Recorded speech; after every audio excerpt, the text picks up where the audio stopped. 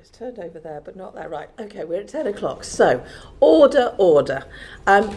Can I welcome our witnesses to the committee? We're delighted that Professor Alexis J and John O'Brien have been able to join us today. The committee is very interested in the work that you have done over a very long period of time.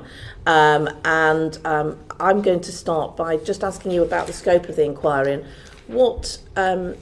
what conversations did you have with the Home Office and the then Home Secretary about the scope of the inquiry? And do you think that the scope was right, given how big and extensive an inquiry it was? Well, to begin at the beginning, I had no discussion about the scope of the inquiry because I was initially a member of the panels. However, John, as the Secretary to the inquiry, would have had discussions about the scope of it. So I was in an unusual situation because I was actually Director of Safeguarding in the Home Office when the original non-statutory inquiry was set up. So I had discussions around scope for that before I came across to be Secretary. But in terms of scope for this inquiry, there'd been 8 or 9 months of really intensive lobbying for an inquiry into child sexual abuse to be held. And we met with all sorts of people, groups of victims and survivors who came and talked to us. And it became very clear that if the scope wasn't broad, then it wasn't going to be perceived to have done its job by those same victims and survivors, because they came from every conceivable institution you can imagine to talk to us about abuse happening. And I remember some people saying to me at the time, well, it would only have happened in disadvantaged communities, but actually when people came to speak to us, it happened absolutely everywhere. So the scope needed to be very broad, and then there were discussions about whether there should be a cut-off date. But we already knew that some of the victims were in their 80s and some even in their early 90s, so we felt that there really shouldn't be a cut-off date either. So I know there was a lot of criticism of those terms of reference, but I think that without them, there'd have been whole sections of victims and survivors in institutions that hadn't been examined, and it would left a lot of questions unanswered. But it was incredibly broad. Do you think that because it was so big, that there are areas that have just not had the examination they should? No, I don't think that. Because what emerged reasonably quickly, and we carried out 15 investigation areas that were a combination of locations and thematic aspects of it. But what was very clear very quickly was that perpetrator behaviours in institutions were very similar regardless of the settings in which the abuse had occurred. In other words, the grandest public school and the most lowly children's home, perpetrators behaved in very, very similar ways. And indeed, in the final report, we actually listed those sorts of behaviours and the negative behaviours of institutions in response to that, and on several other areas. So that was a big learning, actually, for going forward, that was the case. Just to add something to what John said, there were no time parameters, but the furthest back we went was to the beginning of the child migrant scheme in the 20s, and the reason for that was because the victims were ageing and many were deceased, although the government accepted our recommendation and took it further and in fact made payments. We recommended that flat rate payments should be made to those who were surviving, and they actually allowed the nearest relative of the family to receive the compensation funding. So that was how we started. That was the very first one. Belle Ribiera-Addy. Thank you, Chair. And thank you, witnesses. The first two chairs appointed were Baroness Butler-Sloss and Fiona Wolfe, and they withdrew after it was alleged they were linked to individuals and establishments under investigation. Do you think this disrupted the inquiry in any way? So they were chairs of the non-statutory inquiry that was set up prior to it being turned statutory. Clearly it disrupted. It's difficult to describe at the time the the feeling that victim survivors had when that first non-statutory inquiry was announced and established. So clearly it caused massive disappointment, massive disruption when those two chairs had to stand down. Understandably it did, and it's what in the end led the cause for it to be statutory, because there was a growing belief that was the only way that people would be held properly to account. So you have to be totally honest and say that caused a massive disruption, and perhaps more than anything, it really started to erode the trust that those victims and survivors had in the whole inquiry process. And it meant that quite a lot of time had to be spent rebuilding that trust at the beginning of the statutory inquiry. Thank you. And what was your opinion of the responses from the then government and other institutions into the final ICSA report? From October the 20th, 2022? Yeah. That was when the final... Is that what you're referring to? Yeah. Okay. So that was the end of the process when we finally launched the final report. It wasn't the first time we'd published recommendations, of course, because we had done that in the course of the entire inquiry, which I would commend to others to do, rather than wait to the end to do everything. But so we had, I think, apart from the 26 of which we had repeated because we did not consider the initial response when they had been part of an investigation report, considered the response to the institutions concerned, including government, we didn't consider the responses to be adequate. So we repeated those, added others, and in addition to that, we had 87, I think, from the previous... no doubt if you're interested, we'll come on to that. But, of course, the response initially from... There have been a lot of Home Secretaries in the course of this experience. At that time, the Home Secretary was Grant Shapps, and he made a very supportive statement in the House, and we were much encouraged by it. However, I think that was probably the high point of our experience with the last administration, because Mr. Shapps wasn't there within a couple of weeks. It was the next person, Ms. Braverman. Or yes, it was, wasn't it? The 7 or 8 that were there. But it was awful. I cannot tell you how it felt to constantly read the response when we got the final printed version of the government's response. It was inconsequential, insubstantial, committed to nothing.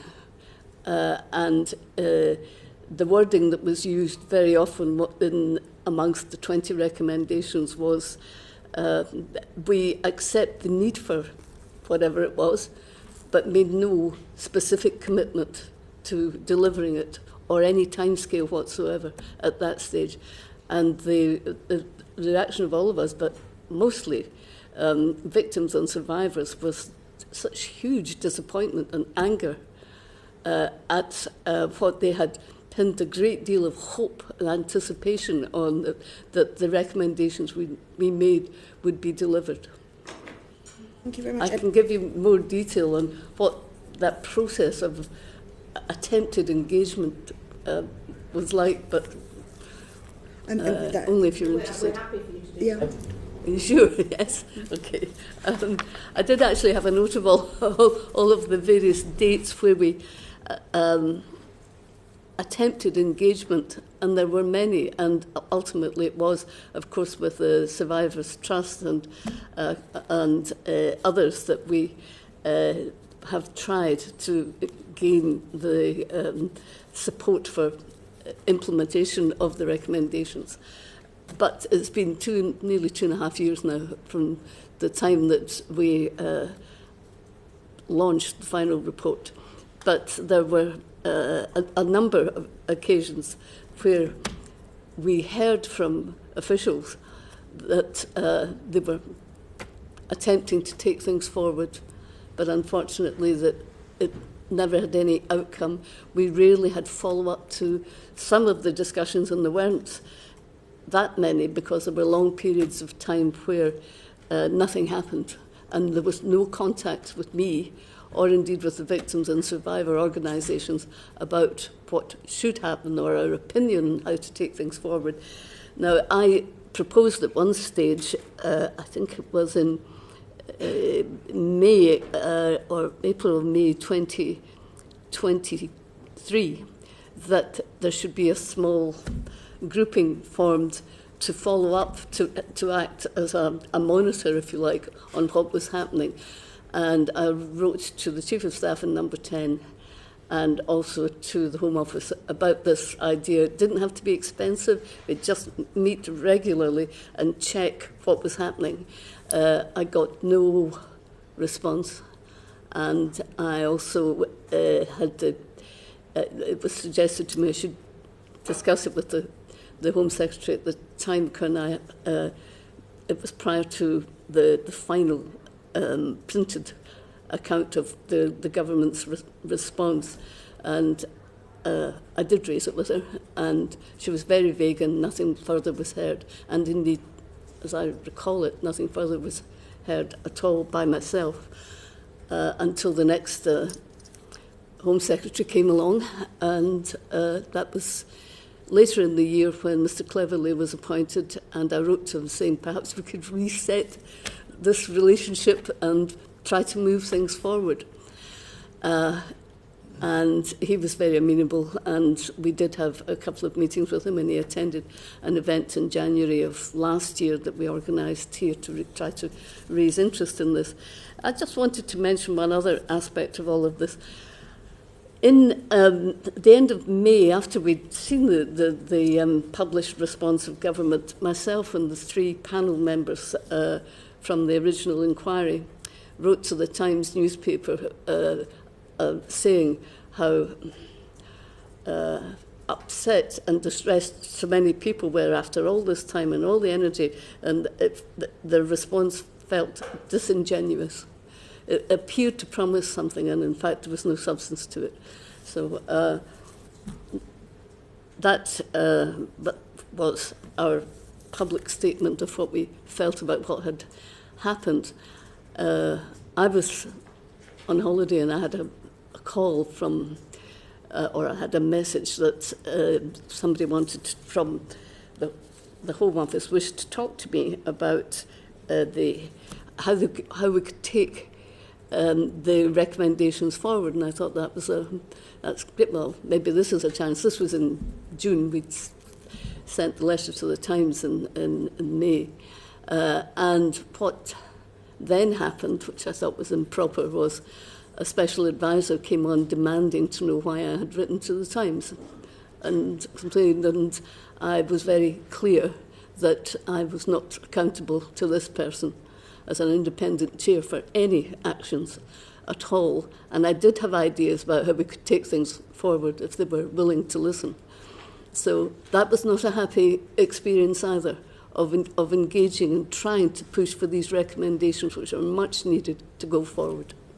Sorry, that was a long answer to your question, but I think it's important to say that we were not sitting back throughout this period of time. We were constantly trying to get political attention to the fact that these recommendations had not been acted upon. And of course, it's one of the biggest weaknesses of the public inquiry system. It's wonderful for establishing truth, etc. But the big weakness is there's no provision for structured monitoring of whether or not there is action taken, verification of that action as part of the whole system afterwards. Thank you very much. I think you actually answered my next 2 questions. So that was brilliant. But I just wanted to be clear, that was the extent of your engagement with the Home Office following the publishing of the report. Yes, I have a note of the different dates here that were relevant. I think I've probably covered them all. Yeah. I should say, of course, this has changed as well since the general election, and indeed in advance, apart from Mr. Cleverly attending the event in January, Jess Phillips also attended it, and they were supportive. But there was one recommendation that was going to be acted upon, which was a version of mandatory reporting, but it was a kind of inadequate version of mandatory reporting, which had some problems with it. However, it was the only one, and that fell with the Criminal Justice Bill when the election was called. Jake Richards. Thank you. The account of your communications with the Home Office over the period from October 20 is pretty shocking, actually. And I just wondered, I've got two questions sort of flowing from that. One's quite broad, and you may not feel that's appropriate to answer, but what was going on here? I mean, you've set out a number of recommendations. It was clearly a time of political chaos, a number of Home Secretaries which you've touched upon. But Suella Braverman came to what is now my constituency, met with survivors during that period as Home Secretary. I mean, was it that there was a lack of bandwidth in the Home Office, that they were concentrating on other things, or was it disagreement as to substantive policy, or what was going on? And then just secondly, of course, as you've pointed out, your inquiry in 2020 made a number of recommendations, as it did throughout, and they were, as I understand it, tell me if I'm wrong, but explicitly rejected by the government, 6 of those then. What communication did you have around those as well? Well, I can only say in relation to the Home Office, and John may have something different to say, we were aware and made aware by officials that the interdepartmental aspects of any of the recommendations, and they were considerable. I think there were 5 or 6 departments that needed to be involved in decision making, if that's the right way to put it. But there was not a lot of support for the recommendations, and that part of that problem was disagreement, or in that bit of process where they're required to get sign-off. And the officials, I think, were very frustrated by that. But John, you may have something different. That's right. I mean, to be fair to the Home Office, only 4 of their final report recommendations really related to them, so there would need to be broad cross-government agreement to the implementation of all 20, and that clearly wasn't happening. I mean, we only saw the tip of what was happening, but it was clear that it was not proving possible for the Home Office to get the agreement to other departments to launch a cohesive response to the report. So just a follow-up question. Is it your view then that actually, you said you wrote to Chief of Staff of the Prime Minister in 2023 that this has to be led by Downing Street, as it's so cross-departmental? And did you make any further attempts to engage with other officials in Downing Street, if not the Prime Ministers themselves? No, I didn't. There was a point of contact because the person concerned had shown quite a lot of interest in the inquiry and had asked me to. I did indeed make quite a supportive comment about it when the announcement was made about mandatory reporting, but we didn't know the detail of it fully at that stage. But nevertheless, anything was better than nothing in some ways, because we had heard absolutely nothing about the other recommendation, except there was rejection of one I personally felt very strongly about, was the cessation. There should be a cessation of paying compliance in custodial institutions where there were under 18-year-olds, and that was rejected outright. Chris Murray. Thank you, Chair. Thank you, Professor Jay. You've set out your engagement with the Home Office over the years, and I wonder, was there any time under any Home Secretary or any Home Office Minister where you were advised that the scope of your inquiry was either too broad for the recommendations to be implemented, or too narrow, specifically on grooming gangs? Did anyone ever intimate to you, either before or after publication, it was too broad? No, not too narrow, of course. I think that, well, I already said it, but the width of it was a benefit for the reasons I've mentioned earlier. But I personally, because of the nature of being a chair, I did not engage directly with the political side of it. You have to be very... Fairness is really important, as the chair of a public inquiry and objectivity. But there was no communication of that time. Did anyone ever say to you at any point during this that a second inquiry might be required? No, absolutely not.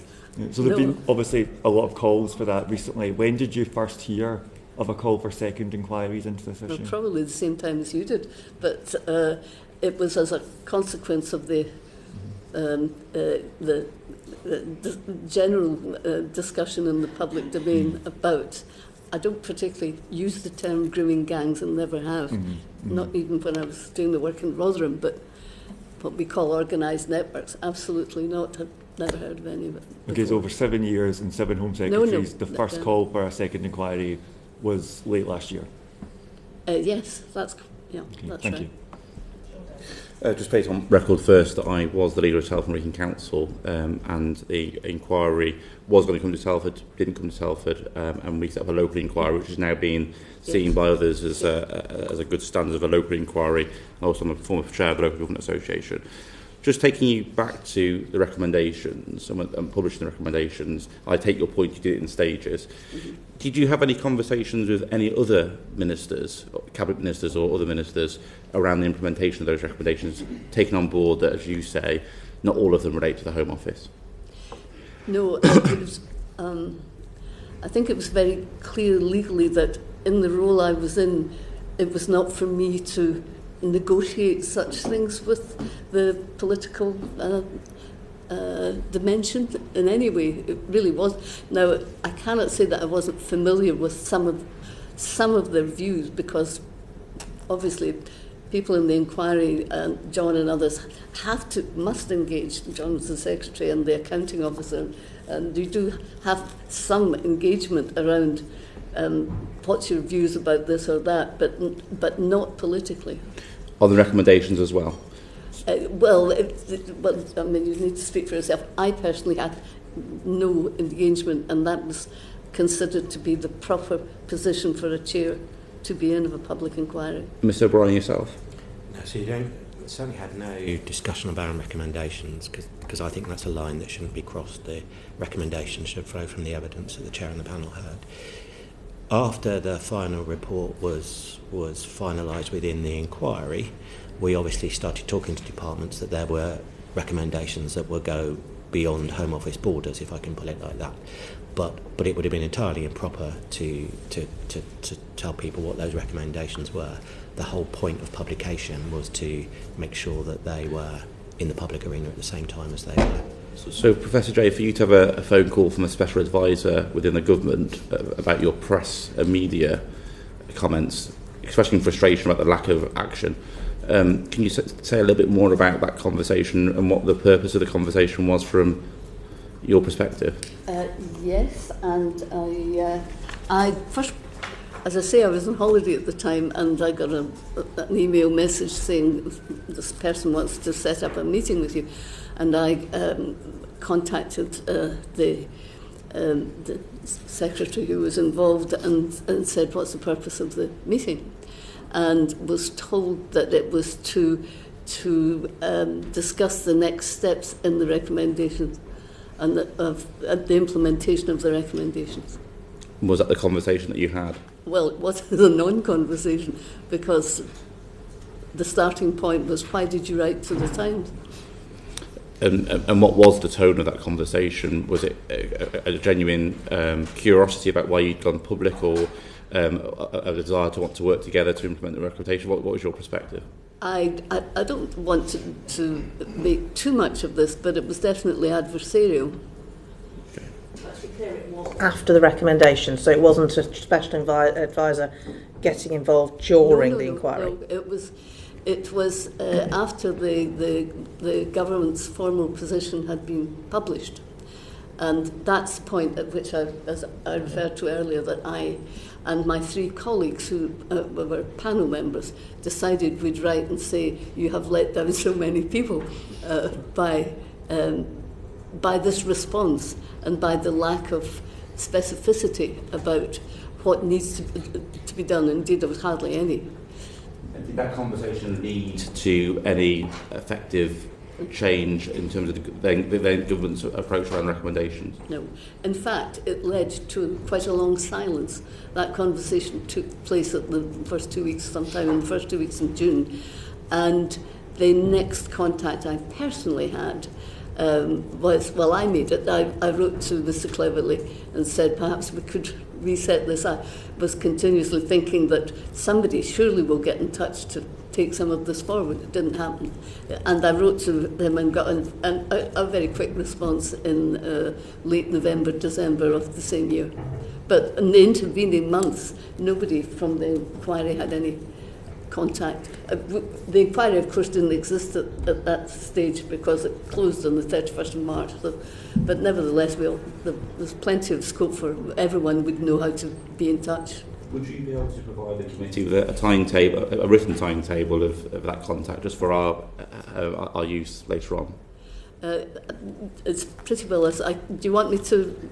You will have recorded it, will you? We don't need that. No, I think it's fine. But just to be absolutely clear, so it would be inappropriate for ministers to have interfered while or special advisors while the inquiry was ongoing. Yes. So you wouldn't expect to have had any contact. But once you'd finished and the recommendation had been published, you feel that there was insufficient contact from ministers and responses until quite recently, and we'll come on to that. Uh-huh. Yes, Yeah. I do think that. I don't think there's much scope for disagreement about that's it. fine. I just wanted to be absolutely clear. Ben McGuire wanted to ask something. Thanks for coming into the committee today. I just wanted to follow up on some of my colleagues' questions there. I just find it absolutely shocking that you don't seem to have had any engagement, not just with the Home Office, but other government departments when you've been set up as an independent inquiry to look at these and make recommendations. I'm just totally shocked by that, and I just wonder what your view is in terms of not only not having any engagement with the Home Office and other departments, not seemingly having any support to implement your recommendations. Why do you think that was? Is it cost pressures? Is it difficulties implementing them, practically speaking? What's your view on that? I've never really fully understood it because we were meticulous in the evidence gathering. We were very confident that the basis for the recommendations we made was solid. We were aware, of course, some, like redress, would inevitably involve one-off money, but quite a lot of one-off money, as you know from other inquiries. But what I didn't expect was a complete silence. And it wasn't just with us, as you know, the inquiry didn't exist anymore, but it was also with victims and survivors as well.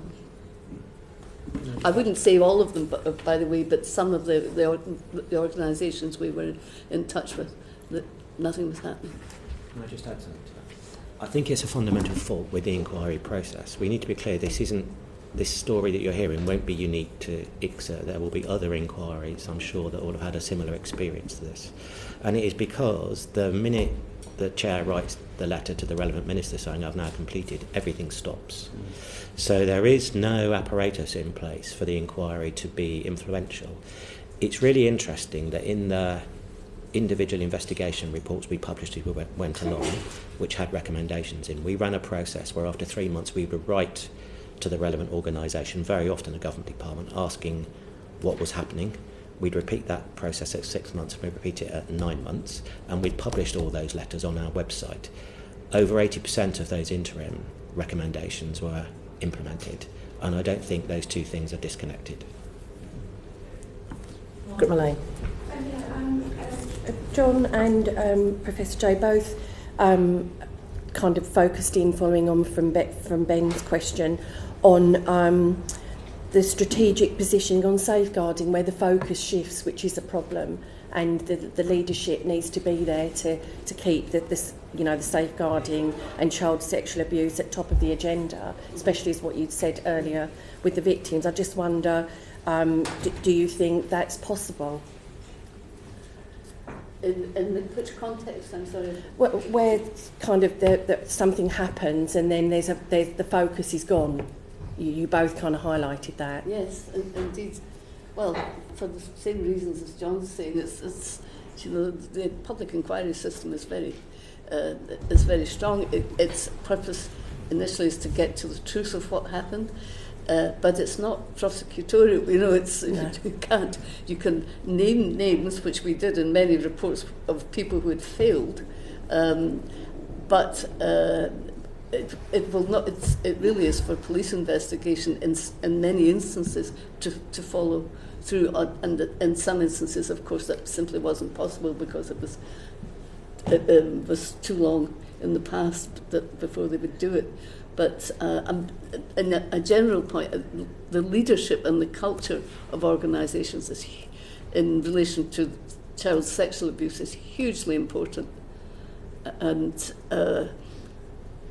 certainly I learned that lesson, well, I always knew it, of course, but I was 30 years in local government, but in Rotherham, when I wrote the report there, the political attitude to some of those issues was extremely important and negative. Because you make reference then that it kind of switched to county lines at that point, both of you, didn't you? Oh, you mean, yes, indeed. Sorry about to child criminal exploitation. Yes, indeed. The focus did change to that, and indeed at the beginning, way back in the 2000s, I know this obviously from the work in Rotherham because we looked what had happened in the past. It was child sexual exploitation was just seen as another, not necessarily grooming, a gang response to the street price of heroin and needing to find other business outlets for criminality, if you like. That was fairly shocking. But then, of course, you're quite right, later county lines came along. But we were aware in Rotherham, and I wrote about this in the report, that the specialist police were excellent, were very good, who knew something and were properly trained in CSE, but going back 10 years, the general impression was not of that police force, or wider perhaps. They did prioritise car crime and housebreaking, important as they are, but somehow or other they were always more important, it appeared, than the welfare of children and the appalling abuse that was going on there. And it might have been quite widespread at the time. But the specialist police were excellent. Okay, thank you. Professor G, what I think I'm hearing from you, and correct me if I'm wrong, but is that not only was there a failure to implement, but actually the extent to which there was agreement to adopt the recommendations was all in rhetoric terms, and actually there was no real cross-government agreement on these recommendations. So in reality, the practice, the rhetoric and the reality there was quite a divide. Would you agree with that? That was what we were led to believe by officials at the time. So if officials told you that although government was publicly saying that they would adopt the recommendations, in reality there was some concern about the recommendations themselves? Perhaps one example I could give you is mandatory reporting. Yes. The Department for Education were not keen on that. Okay. For example, but it's nothing necessarily to do with the intrinsic value of the recommendations. We understood it was a more pragmatic response that teachers wouldn't stand for it, or this was never told directly. That we were told of this at the time by officials. That's not the same as saying it's a bad thing. It's just saying, it's too difficult to do, or it's we don't want to get into a row with trade unions over this, or etc. etc. There's a subtle difference there. Understood. Thank you. Thank you, Chair. Thank you, Professor J and Mr. O'Brien. Two questions, one process, one detail. You paint a pretty shocking picture of inaction, almost active inaction. You submit your report, the initiative goes to the government, a few kind words, You try to express your disquiet quietly, nothing happens. You go to the press, you're slapped down. You both referenced this in passing, but how should the public inquiry process change so that we don't have governments just sitting on these things? How would you change the process? Well, I think it's probably one of the biggest questions facing the public inquiries, and it's good that it is being aired, because it's, from my perspective, it's the biggest weakness is the lack of follow-up and monitoring built into the process. Not necessarily those in the public inquiry only. Then clearly not. It should be but there should be more of a process and an independent process that should involve the key beneficiaries, or however you would like to describe them, of the recommendations of it as well. And there needs to be something more than what we have just now, because you can see nearly 2.5 years later, there will be action. I assume, of course, that will take place. It won't be some of these things that take a while to implement. But some could be done, and indeed in the conversation with the special advisor, I listed the areas that could be done without primary legislation. So in other words, it could be done quite quickly. And there were, I think, 4 or 5 that were possible to take forward. We knew that the Parliament at that time was running out of time for primary legislation, but do something, make a commitment. Should they have been re-elected, make a commitment that in the next Parliament these will be a priority. That was the kind of thing we were looking for. But in many ways, it shouldn't have been for us to try to resolve that problem. It should have happened. But John, you have views on the public inquiry. Yeah, I mean, just picking up on what Alexis said there, of course, in the year or two either side of us, there were other major inquiries reporting as well. So what you have is an environment when inquiries that were set up for all sorts of reasons, you never know at the beginning, of course, how long they're going to take. So you do sometimes get a concentration of inquiries or reporting at once. Many of the recommendations require primary legislation, and you'd require a clear parliamentary timetable for 4 years to get them all implemented, even if nothing else happened. So there needs to be some sort of monitoring process to make sure that there's oversight that can advise government on how you implement not just ICSAs, but what are the important ones that you need to implement to solve the biggest problems in all the areas of inquiries looked at. But I personally feel also that we need to get the balance right also between national statutory inquiries and non-statutory inquiries. I've seen really effective non-statutory inquiries, and very often you'll hear people say, well, they can't compel evidence, but sometimes we don't give it a try. You could actually have a non-statutory inquiry that goes along very successfully taking evidence, and indeed we've had examples of that. Hillsborough was an example of that.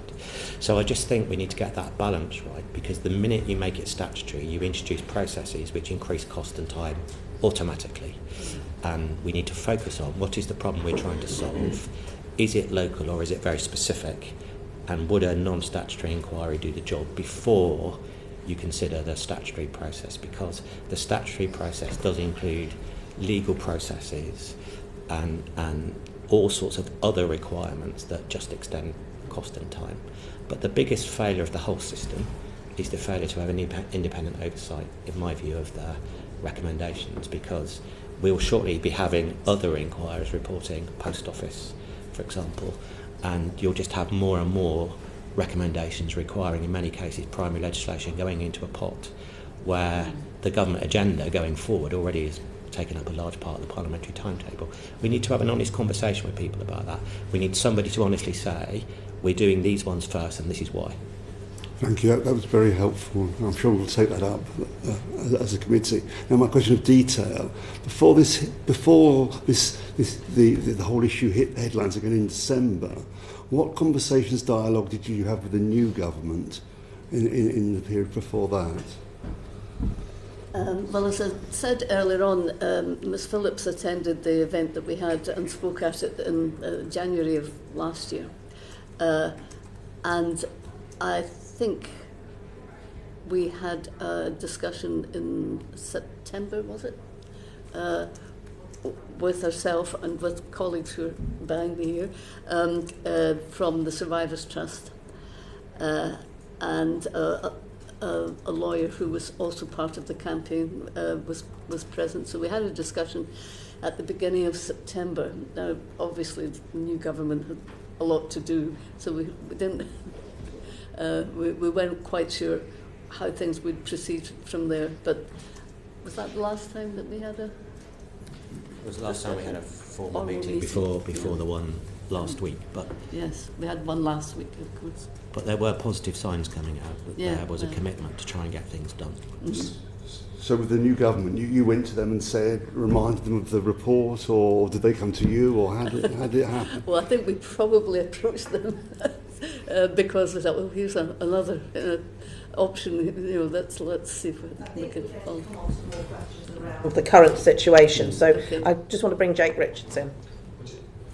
Just moving back a bit to what Paul called the active inaction, I think, which is a good phrase, from 2022 October onwards. I just wondered, both of you worked on this for 7 years, gave up a huge amount of your time, and perhaps even more importantly, survivors gave evidence. How does it make you feel, and if you've had conversations with them, how does it make them feel when you compare that period of inactivity and a lack of engagement with what we've had over the last 2, 3, 4 weeks, where some of the same politicians, the Chief of Staff, who I think is now in the House of Lords, who didn't respond to you, are calling for another inquiry, is calling for the government to take immediate action after a period of essentially 18 months of inaction. I just wondered if you could share with us how that makes you feel professionally, and perhaps some of the survivors who I know you'll know very well, how it makes them feel. The overriding concern is just get it done, to be honest, at this point. And why I did a huge number of requests for media interviews, etc. And I really felt very concerned at the weaponisation, if you like, of child sexual abuse that has gone on. And I declined to make, and I won't make any comment about the various actors involved in that. I wouldn't give them the oxygen of publicity. But just please, it was such a relief. By whatever means, we wouldn't have chosen it necessarily to have come about in this way, but we just need to get on with it, and we are assured of a timetable by the end of February. But it was relief more than, whoops of joy. Yeah. Paul Keller. When you were last before the committee, you said the 3 most important recommendations were mandatory reporting, a redress scheme and a child protection authority. Yes. Do you still think those are the 3 most important recommendations? I've heard nothing to say that, or heard no evidence that would suggest otherwise. I mean, the rest are very important as well. And I would continue to have those 3 as the most important ones. But I have no illusions that they wouldn't, each of them take quite a bit of time. They're not going to be easily addressed, although for example, in redress, we had an enormous amount, and we had a thematic investigation in the inquiry into accountability and reparations, and amassed an enormous amount of material internationally and elsewhere, more locally, if you like, from Northern Ireland, from Scotland, but also from Australia and Canada and anywhere else was relevant to redress. So a lot of the work was done to set up such a scheme.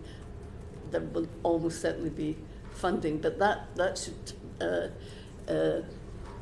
should be implemented, and it doesn't require a great deal more investigation or research in order to do it, in my opinion. But there are, obviously, we were concerned. Mandatory reporting is hugely important for the reasons that I think everyone will know, that this, more than anything else, this was the response we got from victims and survivors when we asked them, and many of them, of course, a very significant number, over 7,000, but by far the majority have asked what would have made a difference to your experience, and it's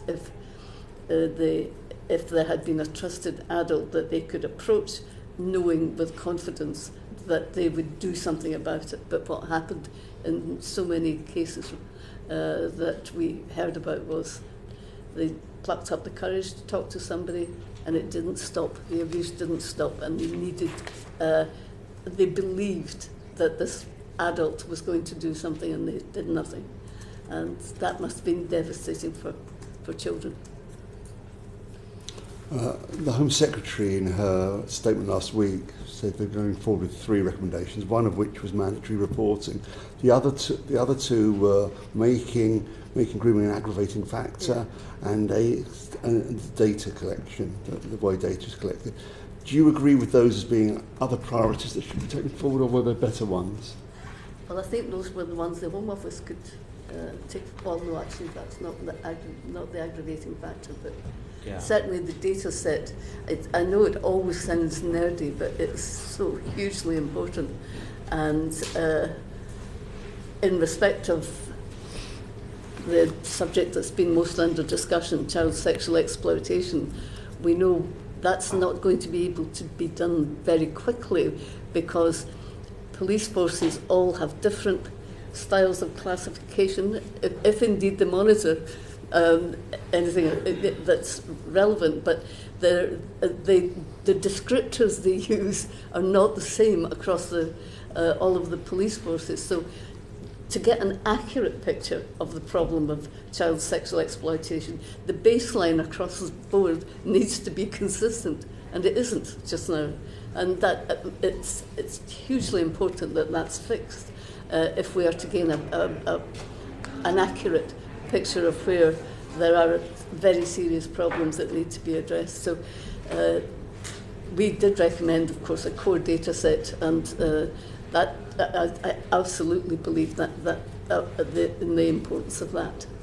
Making grooming an aggravating factor wasn't in your final report. It was in one of the subsidiary reports. The same one, that's correct. Yeah. That's right. Why didn't it make it into the final list of 20 recommendations? Because it was very specific to child sexual exploitation.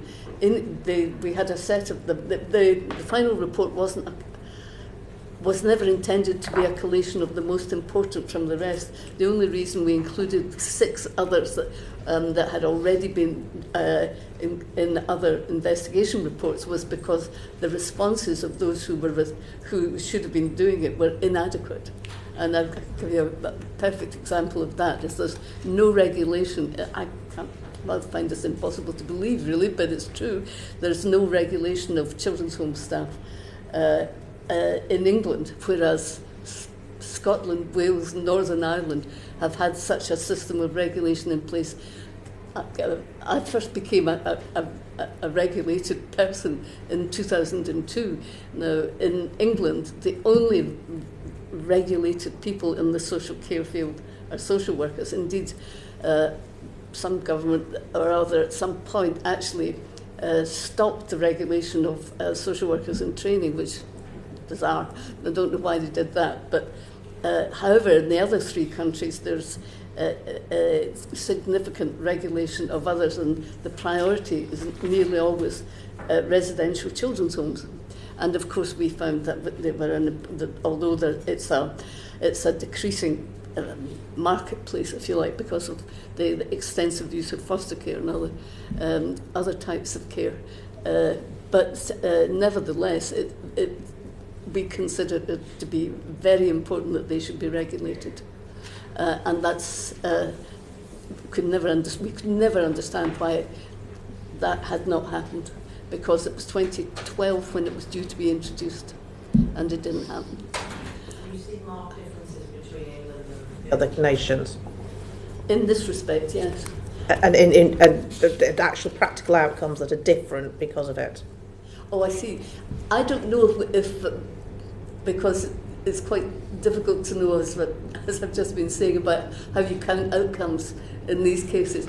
However, you have to do some things because they're the right thing to do, and I consider strongly that this is the right thing to do, is that people who are looking after the most vulnerable in our populations should be properly regulated. And I cannot understand why it's never been done, although and it's only one category at the moment in children's social care, which is the social workers who are regulated. The settings are regulated, but that's an entirely different matter.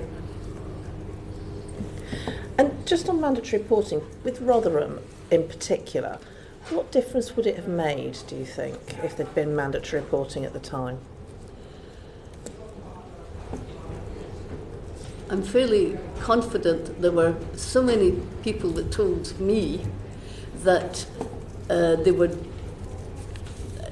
they had tried to tell people, and indeed many of them did tell their senior people.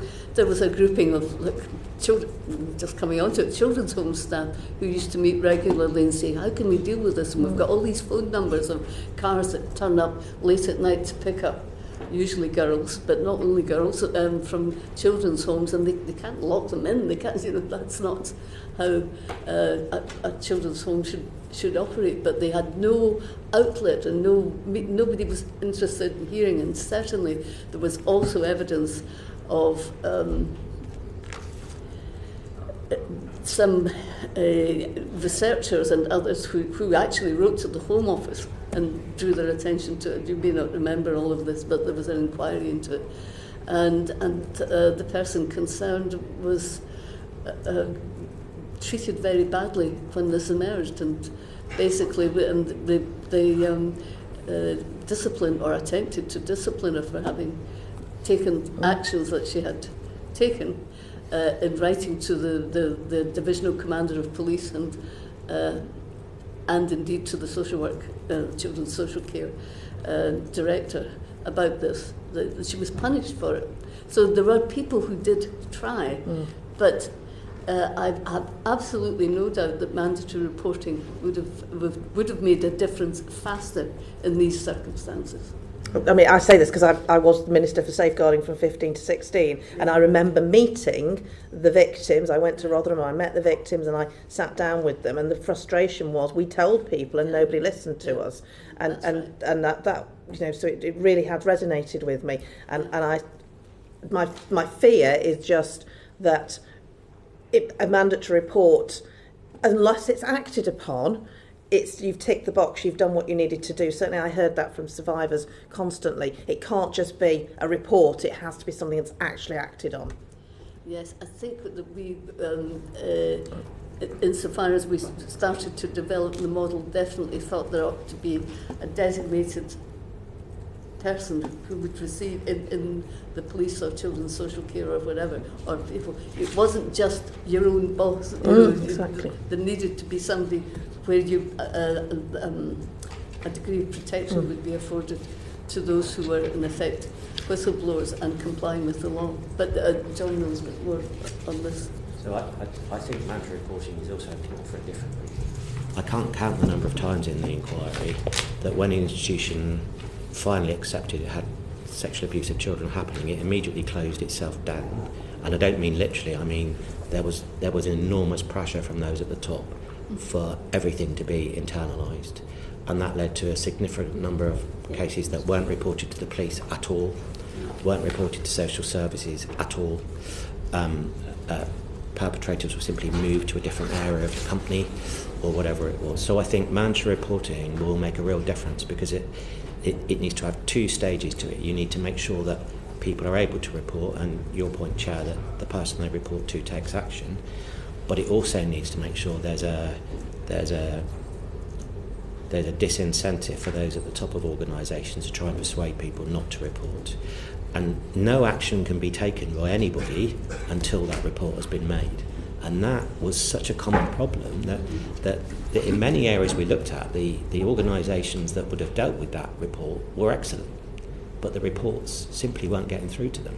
So I think it will have a really big impact once the reports actually start being made. I agree, absolutely, there needs to be a structure beyond that, but the first thing we need to do is make sure the right information gets to the right people so the right action can be taken.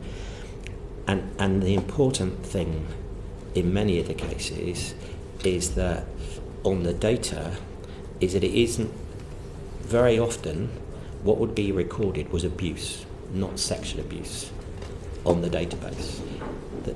The consequence of that is all the doorways to the right services for that child who'd been sexually abused were not opened properly because it was recorded as abuse. So we need to get data recording really accurate. You need to accurately record what it is that's happened so that all the genuinely excellent services that exist in many areas kick into place. So those two things combined, I think, will make quite a significant difference. And just one thing to add to that is, although we've talked a lot about police and children's social care, there are much bigger settings, if you like, than some of those, where mandatory reporting would make a big difference for the reasons John's saying. And these include religious organisations and other more closed settings where they are not required to adhere to the standards of secular bodies. I've got Chris Murray and Jenny Reid, and then we're going to move on from what's happened in the past to where we are today. So, Chris. Thank you, Chair. In your previous answer, you spoke about how some survivors had gone forward to authorities to make reports and then nothing had happened. Mm-hmm. And I think, we're talking a lot about processes and politics and administrative structures here, but at the heart of this is victims who are the victims of terrible crimes.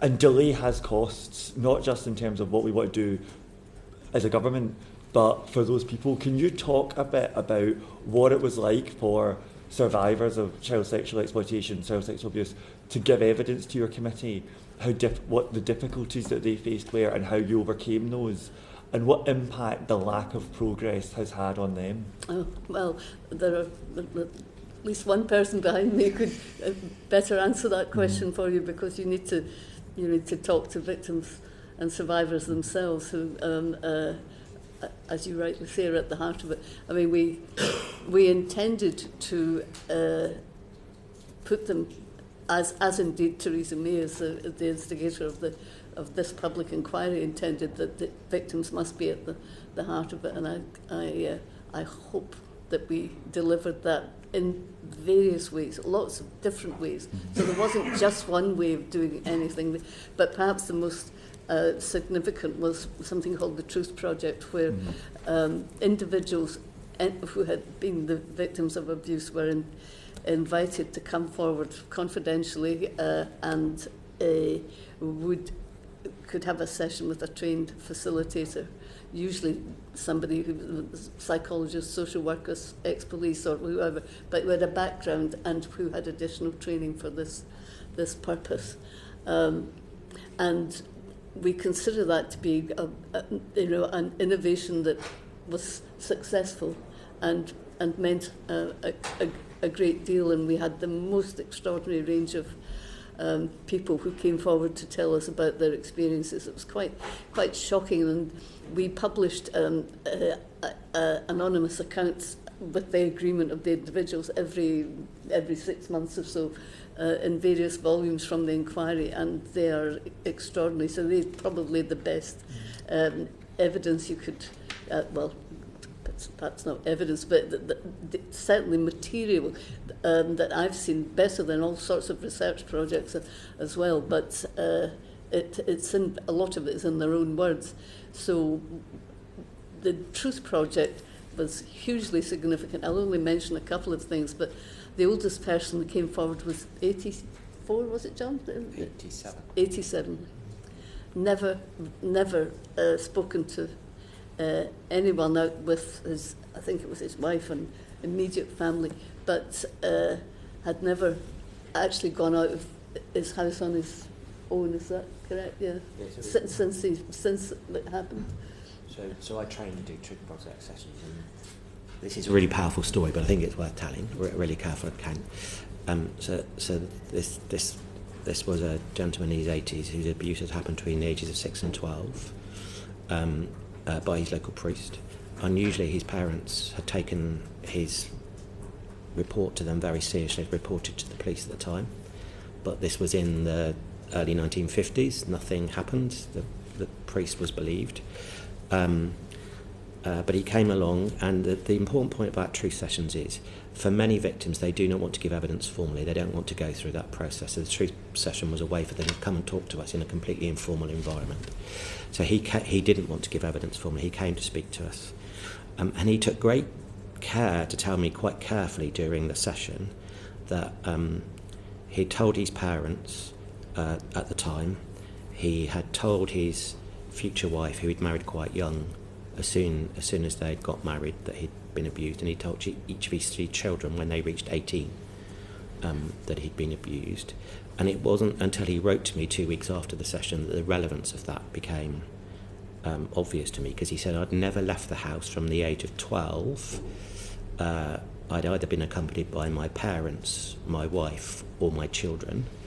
I thought you might like to know that after your session I felt able to leave the house for the first time on my own in 70 odd years.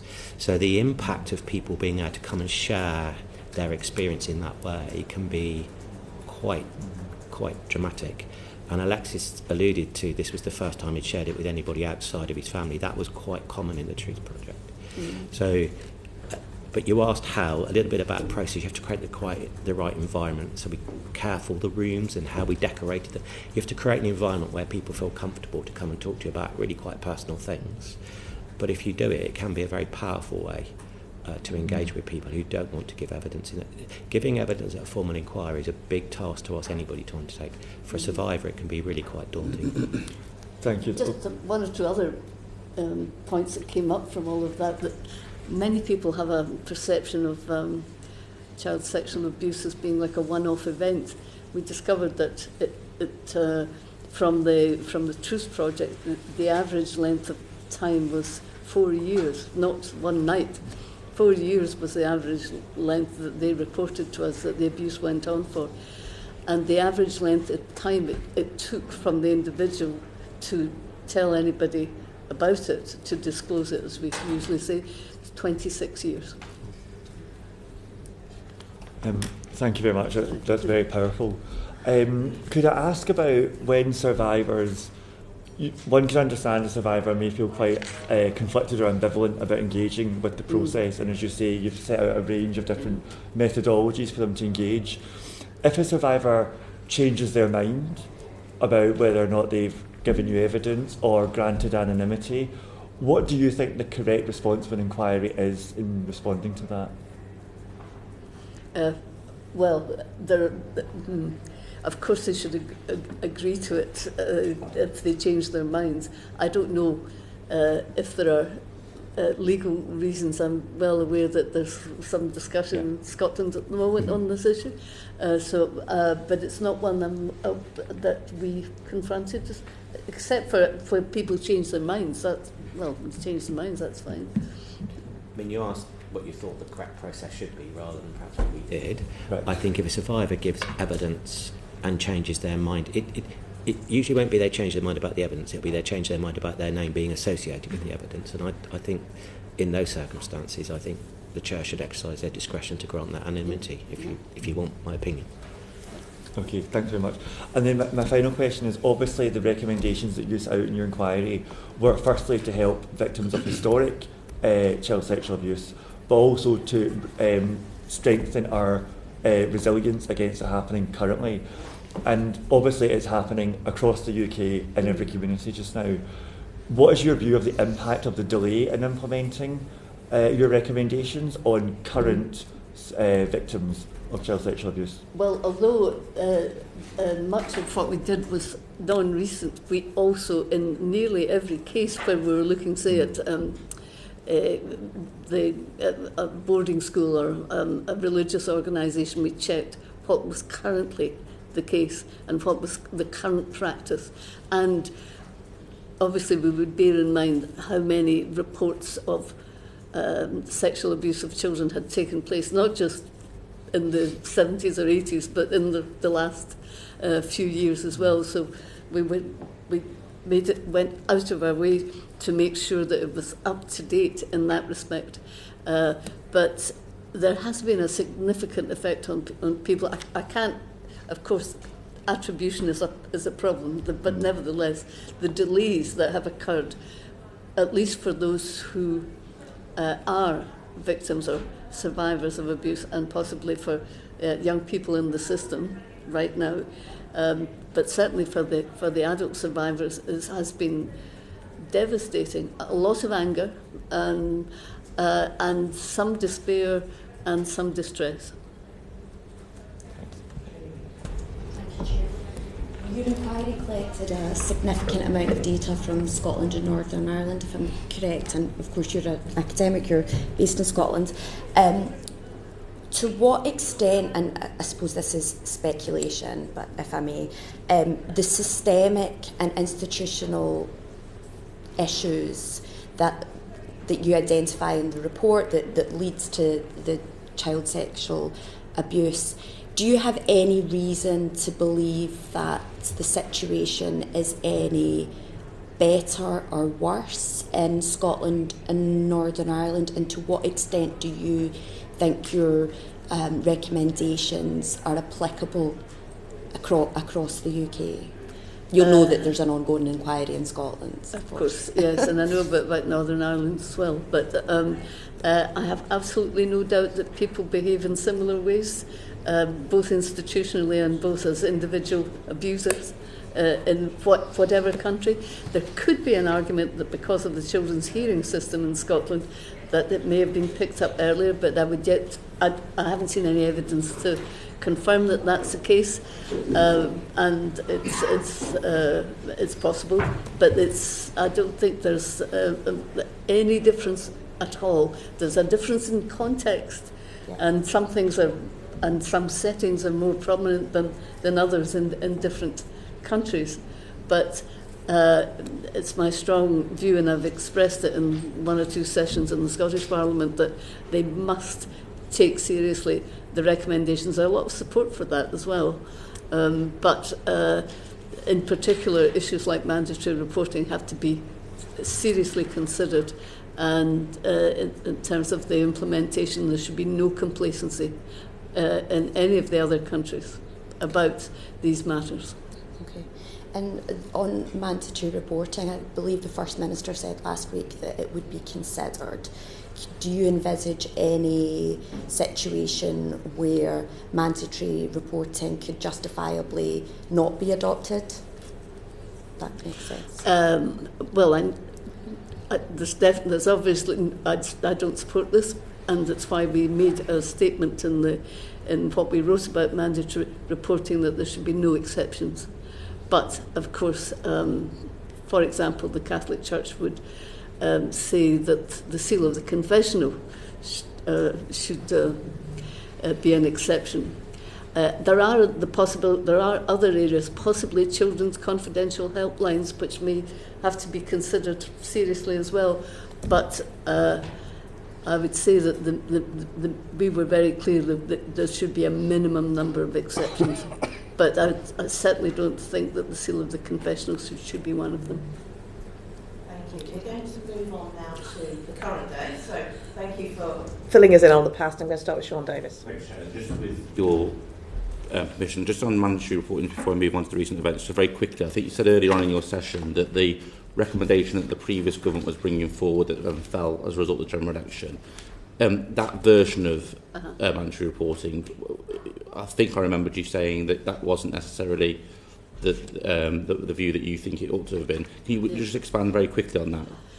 It concerns, well, this is quite complicated, the issue. John, you probably know this better than I do, but it concerns the protections that are not necessarily afforded to children of 13 and over.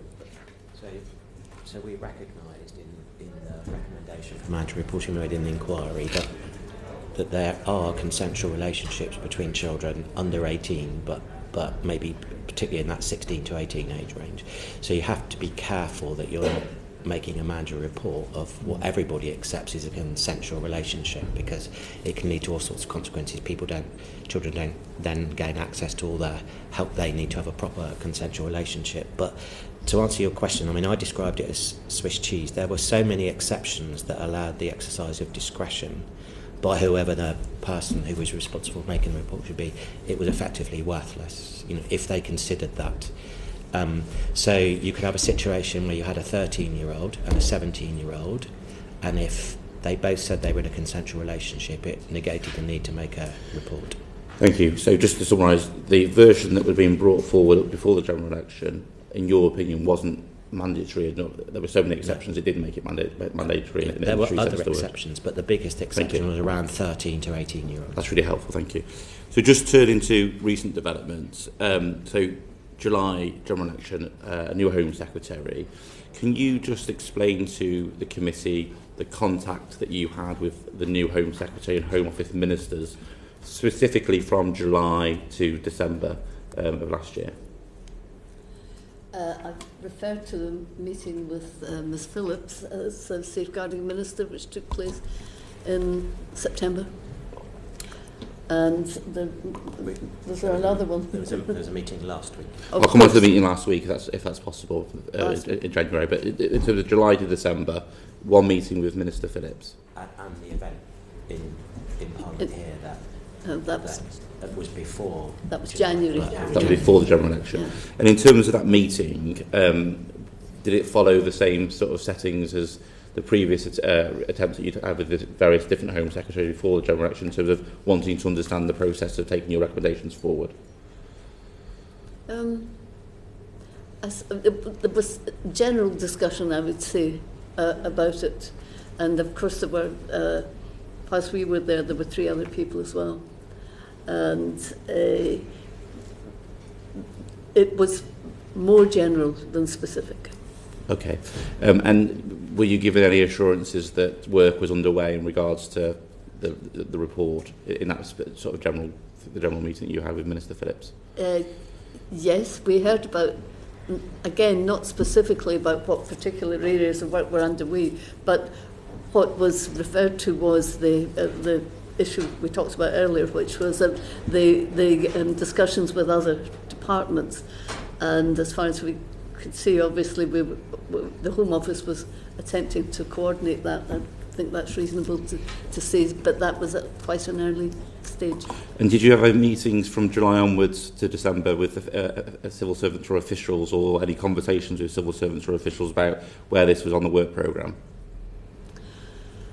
Not using those words. We always asked, so when is it going to happen, and when is anything coming forward? Whoever we were talking to, we would ask that, of course.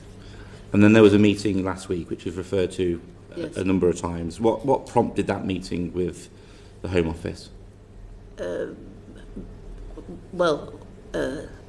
I don't know what prompted it. I mean, I don't even know. I could guess particularly, because we weren't discussing necessarily the matters that had been in the public domain quite prominently. We were discussing the recommendations and where that was going. It was a long and detailed discussion about the implementation of the recommendations in the report. So the first meeting last year was with Minister Phillips' general, in terms of the general direction of the work, and the fact that the new government came in, there was a piece of work to be done. January was much more in the specific, in terms of talking about the individual recommendations and the timescale to deliver them. Would that be fair? January was when we held an event last... Sorry, forgive me, last week's meeting. Oh, right, okay, I thought you meant the previous Sorry, January. this January is now. All right. Yes, I mean, we weren't aware of whatever the announcements were going to be made, of course, that were quite significant, and on Thursday, was it? Yes. But we were assured that things were moving forward on our recommendations. Is that fair? I think at the earlier meeting it was obvious that Home Office was seriously engaging with our departments about how you delivered the package of recommendations. I think that was obvious from from what was said, that there was active engagement across government to try and get agreement.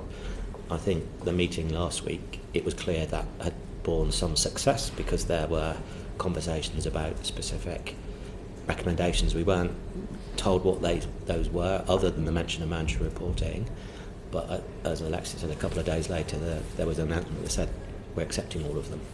In terms of the progress between those, from July up to and including this month, is there another period of time where you'd seen that rapid progress, or rapid is my word, progress outside of that sort of window from the recommendations being delivered? And so did you get a sense that things were moving and underway from the meeting that you had with the Home Office from July onwards? Well, it was only the September meeting, of course. And then the meeting last week? Yeah, and last week was a very specific context. Okay.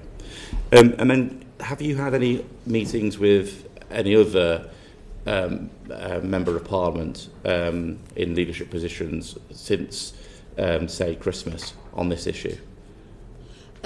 Yes, I met at his request with Ed Davey. Any other Members of Parliament that you've had discussions about this from Christmas onwards? Sarah Champion? Sarah Champion, whom I knew from Rotherham, of course, but had in mind to run some sort of event for newly elected, by that in the last election is what I mean, MPs to orientate them to the report and its recommendations. But it was all predicated on the fact that they weren't going to be, or they had not been implemented at that stage. So we're not entirely sure where that stands now, but it probably, well, I don't feel the need necessarily to participate in it. It depends what the focus is.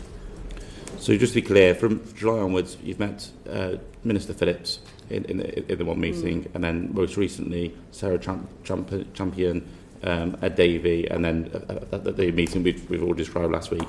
Mm-hmm. In terms of the meeting last week, were any new commitments made to you? I suppose yes, there was actually. There was a new commitment of meeting with us regularly to keep us informed, both at official level and ministerial level. And said personally, I want my expertise to be used. That's, of course I want to be informed, but we're sitting on all this material that we could help with the process, depending on which recommendations we're talking about. But I didn't just want it to be reporting back, I think, and indeed I'm sure there may be commitments as well around victims and survivors, and I think they would want to be more actively involved. And then just finally from me on this sort of set of questions, so is there an expectation from your perspective that there will be further follow-up meetings with Home Office ministers and other ministers as appropriate? That's your expectation and yes. Assumption that's what will happen as a result of the meeting last week? Yes, I think we came away with that strong impression, and we'll certainly be following it up. Thank you. Can I just add? Of course, Mr. O'Brien. For the purpose of completeness, the Home Secretary did join that meeting for part of the meeting, the one last week. Thank you. So the Home Secretary is also made. Yes. Thank you. On the September meeting, just to be clear, I think you've intimated Minister Phillips was initiated that. That's correct, is it? Or was it you going to? I'm trying to remember the origins. It almost certainly would have begun at some point with us writing and saying, we want to talk to you about this.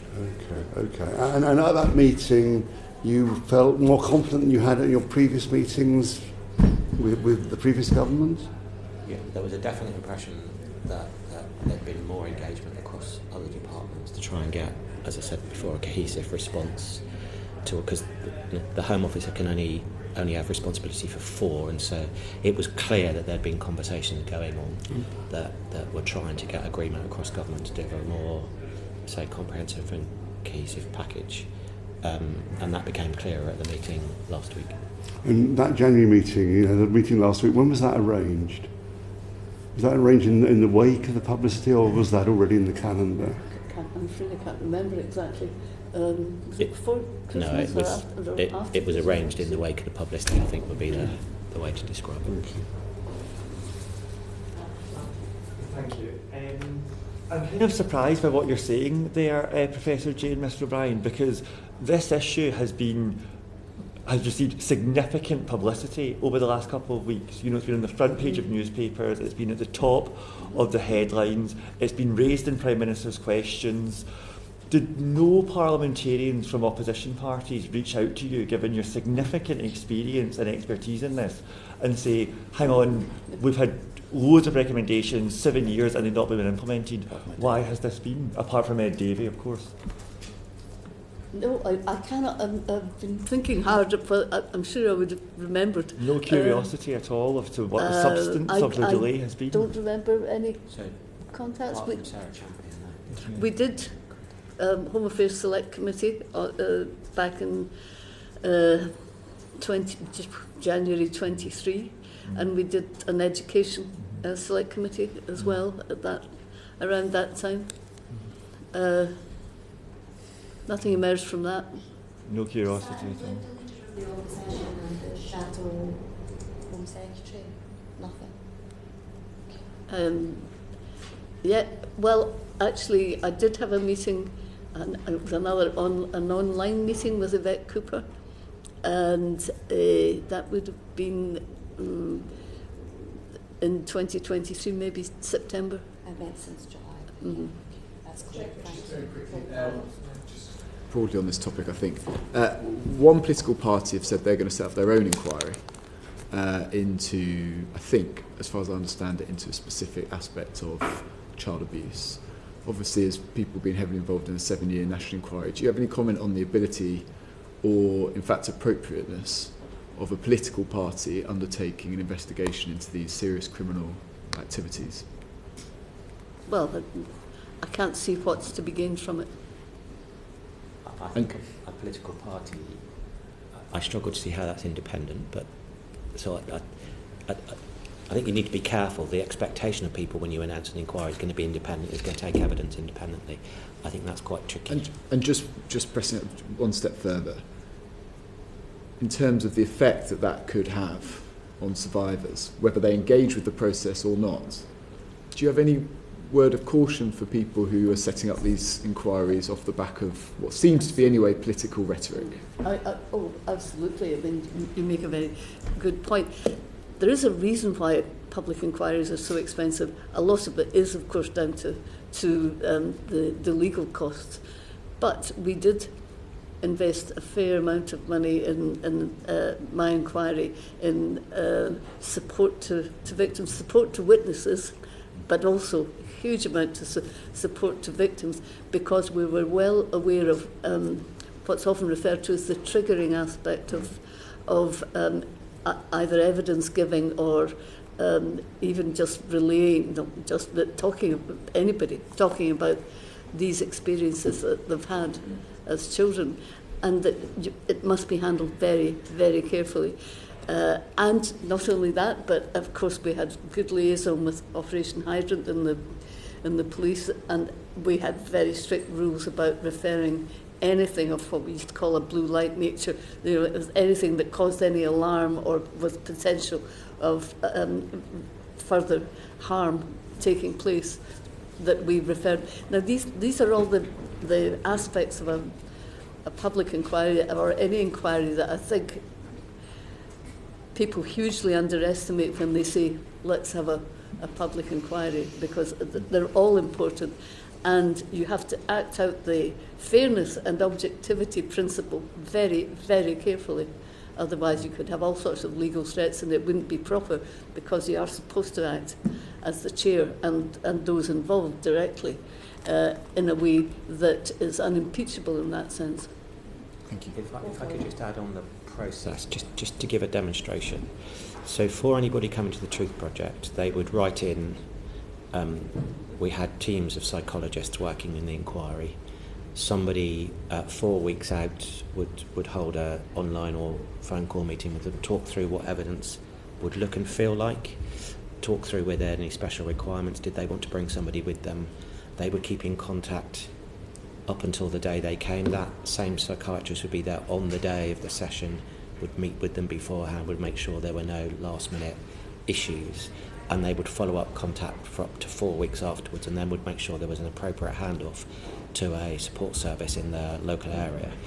And I only say that because that proved to be a very wise decision in quite a lot of cases, because you can imagine how triggering it might be to come and talk yet again to a complete stranger about something that happened to you 30, 40, 50 years ago that you've tried to bury to some extent.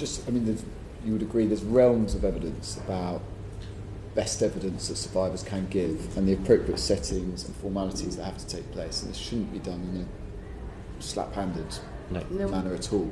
Not just for the victims, protecting victims, but also for them to achieve best evidence. Yeah. Yes, and indeed we had the same approaches up to a point, as John's described, with all witnesses. Yeah. Some people didn't choose to engage in it, but they were all offered this kind of support. Thank you. And then it's Ben, and then I'm coming to bring Robbie in. Just for the record, the meeting with Ed Davey, my understanding is, am I right? My understanding other Lib Dem MPs were present at that meeting? One was, but to be honest, I can't remember precisely. There were certainly one. I think it was one other MP and three advisors. You've said, Professor J, that the overwhelming message from the victims throughout all of this is just to get it done and not to talk about it or to debate it any further, but just simply implement the recommendations that you made after quite a lengthy statutory inquiry. The theme throughout this hearing today seems to be about implementation and taking responsibility for implementing the recommendations. Where do you think that the responsibility should be to monitor that implementation and actually make sure it happens? Well, there are different options, and one that has been discussed before was whether a select committee ought to do that, for example. But it is important that it's a combination of individuals with direct experience that can contribute something to it, as well as government representatives or any of those who are charged with actually delivering in whatever way. So that does need to obviously include victims and survivors, the experts, if they have something to specifically to contribute, and government or any of the particular agencies. But there's also the possibility that select committees could do that with the necessary expertise. Is there also you said earlier, and rightly, some of the recommendations are implemented and prioritised faster than others. Yes. But should, as part of future inquiries, should there be some kind of mandatory implementation timetable which is actually binding on governments to follow, and that they can actually be held account on it, rather than this kind of back and forth with ministers and officials, which seems to be sort of quite an optional thing? Oh, yeah.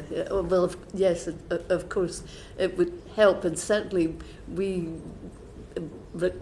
couldn't actually require anything of government, but we did say a response within 6 months would be appropriate, a proper response, and they more or less adhere to that, but unfortunately it wouldn't have made any difference in that case, because it was the nature and quality of the response that was weak as far as we were concerned, lacking specificity and timescale. So reports, and they're supposed to respond within 4 months for those as well, not 6 weeks. 2 months. 2 months, that's it, 2 months. Yes, and we don't always get very good responses. Let's go back to what I said earlier, though. There will always be a number of inquiries reporting at the same time. So as well as overseeing to make sure the recommendations were done, the work's got to be done on the ground, so that the recommendations that are being overseen are those that are due to be implemented in whatever timetable it is. And the last thing you want is false timetables. So the work that says, if we publish this timetable, how we're going to meet it is really important. It's an obvious thing to say, but we've seen quite a lot of that through the life of the inquiry. There's just been we'll get that done in 6 months, and actually, whichever the organisation has looked at it, that's not been possible. So long as all those things are done, but I think the important point Alexis makes, there needs to be something sitting over the top of that holds government to account and says, why is it not happening?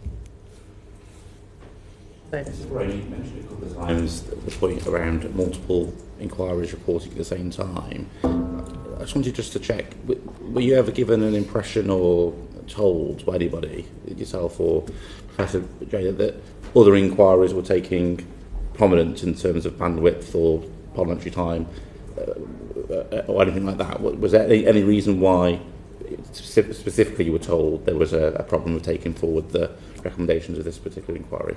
No, I made the point more because almost no inquiry has had success in getting very many of its recommendations implemented. Okay. But even if my point was, even if the government of the day was so inclined, this would be a very long timetable if you had 19 recommendations all requiring different types of primary. Thank you. Thank you, Chair. Can I first start by thanking both of you, particularly yourself, Professor Jay, for your involvement over many, many years and speaking and listening to some incredibly horrendous stories from many victims and survivors. And can I also say that I am deeply, I think frustrated is too light a word, in fact infuriated that not all of the recommendations have been enacted in full. And my reading of the report which you produced, incredibly detailed as it was, is regardless of political party, both nationally and at local levels, this is a failure of the British state at all levels, and indeed anyone with safeguarding responsibilities, to enact their full responsibilities in putting all of your recommendations in full, enacting them in full, as I've been advocating for consistently. So one of the what I'd like to focus on is the challenge of the fact that an incredibly detailed report has been done by yourself. Hopefully we'll be in a position of those recommendations being put in place in full. The report which you carried out was very wide-ranging, quite rightly. Do you feel now that there should be a specific national inquiry that is specifically looking at rape gangs, gang-related grooming, child sexual exploitation in areas, for example, where those concerns have been raised not only in Rotherham but also across the Bradford district, like I've been advocating for? It's all right, that's just telling us that the business is starting, don't worry. I'm not going to all run and vote. I think I made my own position clear a couple of weeks ago that I certainly at this point do not think there should be a national inquiry. I certainly thought obviously a local inquiry would be justified, but not a national public inquiry. Having just spent years and years on it. But actually, there were for different reasons. First of all, there was a discussion that said, well, I can't remember where it originated, but at the beginning of all this, there was a view that perhaps the recommendations should be further delayed. Now, clearly, I wasn't going to agree to or support anything that said that. But however, beyond that, I simply do not understand, and I do have the experience of Rotherham to go on as well. It's just more of concern to me that victims and survivors will not necessarily have their aspirations met by a public inquiry unless they know a little more about the processes involved and how lengthy anything on the nature of a public inquiry could be. And also, it simply does not, I hear so often, people will be brought to justice, but they can't be by the public inquiry. I mean, it doesn't have that power.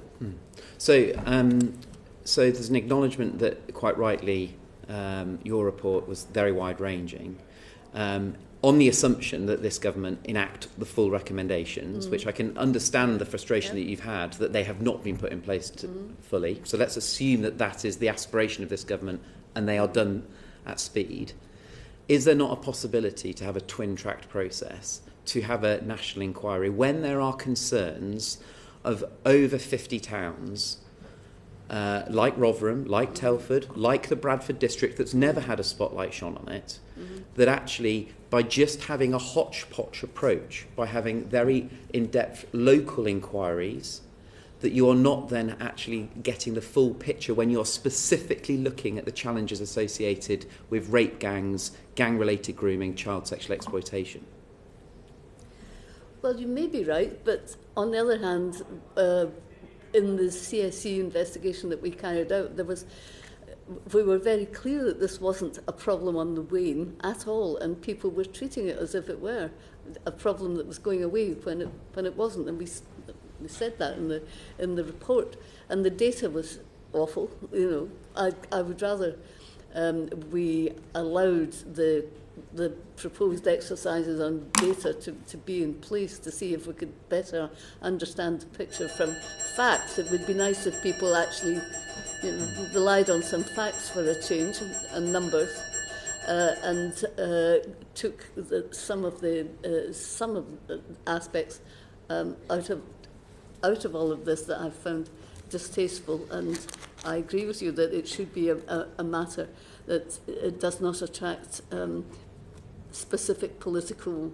it's about children, and it has to be about children. Which is why I'm specifically saying there's been failure at a political level on all political parties. I've been quite clear on that consistently for a long period of time.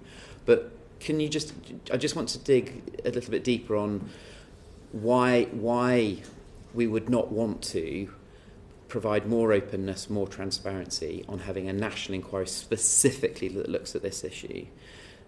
Because can I just propose a challenge to you that I'm faced with? So across the Bradford district, we've never had a local inquiry. We've never had any spotlight that's been shone on it. There was a weak report that was produced in 2021 that had 50 pages long, looked at some horrendous child sexual exploitation, gang rapes of only 5 children, and concluded that children remain unprotected while some perpetrators remain unknown and remain unchallenged. We know across the Bradford district that just only last week 8 men were convicted for gang rape in Keighley. In February 22, 4 men were convicted of gang rape from Keighley. February 2016, 12 men were convicted of gang rape.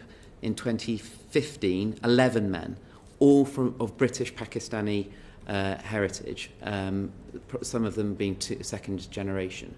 So when these challenges have been posed and no spotlight has been shone on a local area, and you have refusals of local leadership to allow that spotlight to take place, and that it's not just happening across the Bradford district, is it not just that the national government should step in when there are concerns being raised at that local level to do the right thing, in my view, of having a national inquiry that looks very specifically on these individual areas across the UK, if there are concerns over 50 different towns, that collectively that should be the right approach. So we are doing justice in the sense of not only leading to convictions, but installing trust back in the system by those victims, those survivors, in the very state that has failed them. It's not particularly a debate I wish to enter into at this stage, but I would suggest clearly we found this in our reports and CSE as well, that there are many police forces who simply don't prioritise this.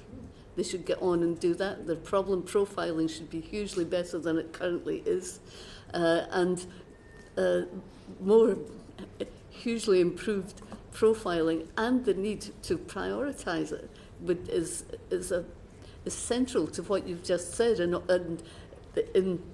obviously in bringing to justice the criminals that you're describing. It's just not very clear how that fits with what a public inquiry can actually do, unless you. I don't know what the Inspectorate of Constabulary has already done, for example, latterly, or have they done enough? Or I cannot easily see a lengthy and expensive public inquiry necessarily being able to do what you're describing. Can I just ask why you chose six different towns or geographical areas to focus on? None of them were in West Yorkshire. None of them were in South Yorkshire. In fact, the only two in the north were Durham and St Helens. Just why did you? One of them was Warwickshire, for example. Why those six? And therefore, building on that, given the level of concern that had been raised. We're very, very keen to find out, not to visit those areas which had already been the subject of reviews. We wanted to be sure that we were looking at what was being done. We were absolutely clear that this was not a problem that was diminishing at all, but we wanted to verify, take account of what was actually going on in those areas and being done to be either, well, preventive would be good, but certainly, even if not that, at least to identify those in those particular areas where the group activity was going on.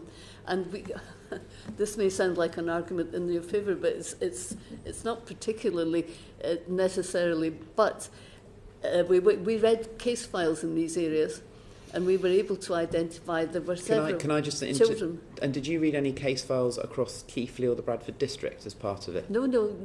I'm talking about the 6 areas. Oh right, sorry. Yeah. But in those areas, 2 of them had reported there being no organised networks that they were aware of. This is through the police. There were 2 of them indicated that. Now, we read case files that indicated clearly children were being sexually exploited. And now there's an obvious mismatch there. We could reasonably expect that might be the case in a number of other areas, that the police work is not being fully undertaken comprehensively to identify these networks as it should be, and it isn't. And I completely agree with what you've just said, which is why the level of concern that I have is so strong, particularly around those areas that, like the Bradford district, that have not had a spotlight on them. The Home Secretary gave a statement to the House last week announcing effectively 5 audits that are going to take place. Do you think that is going far enough when they will not be statutory, they will not have the ability to compel witnesses to come forward? And I'd just like you to expand a little bit more on the specifics of the Home Secretary's announcement. If you're more favourable for a local inquiry to take place, actually is the Home Secretary's announcement going far enough? I don't know. I don't know enough about those particular areas to be able to comment on that. And it's absolutely necessary to know something about local areas, but you can also generalise from the kind of information that we found. I mean, case file reading is the easiest way into knowing how the issue is being responded to. So just focusing on if you're not at this stage agreeable to a national inquiry, I just want to come back to my area that I've been talking about for a long time, the Bradford district. So how is it best to achieve a local inquiry across an area like Bradford, where at the current position we do not have the local leadership on Bradford Council willing for that inquiry to take place. And we also have our West Yorkshire Mayor, and indeed her Deputy Mayor for Policing, also saying very publicly this is not a Bradford problem, this is a national problem. So how do we break this barrier if the national government is not willing to enforce a statutory inquiry that compels witnesses, that will lead to convictions, like we've seen in Rochdale, for example, where the mayor in Manchester did the right thing? How do we break this challenge when concerns, valid concerns, are not only being raised by members of Parliament like me, but indeed local victims and survivors? Should this not be a duty of the government to step in and force statutory inquiries at a local level? Well, I mean, you have some views about this, John, which may be relevant here about trying to get a meld of the two, if you like. But I can only refer to my own experience in Rotherham. That was some years ago. That was non-statutory. It was not expensive, and it took 10 months. Yeah. And but that was with the will of Rotherham Council to do that. I was just coming on to that, yes, but it was with the will of them, but it took a lot of, I understand, it took a lot of persuasion that this was the right thing to do. But ultimately, the people are persuaded, as I've learned in this a lot, is that they're generally persuaded by bad publicity. Okay. To do things on, if they won't do it because it's the right thing to do, then sometimes bad publicity will set. I mean, I have heard it said in other places, and I think I may have even quoted it in the report that we produced, that we will not be another Rotherham. That doesn't mean that it doesn't exist, but that we will not be. In other words, there'll be a kind of collusion not to commission such report. I'm simply giving you a possible explanation. I have no idea if it applies, but I know that it has applied in other places, that by having an inquiry you might actually be causing the area to be represented in a way that's not desirable. Mm-hmm. And finally, for me, you in an earlier answer you indicated actually the weight of this committee has the ability to shine a spotlight on these challenges.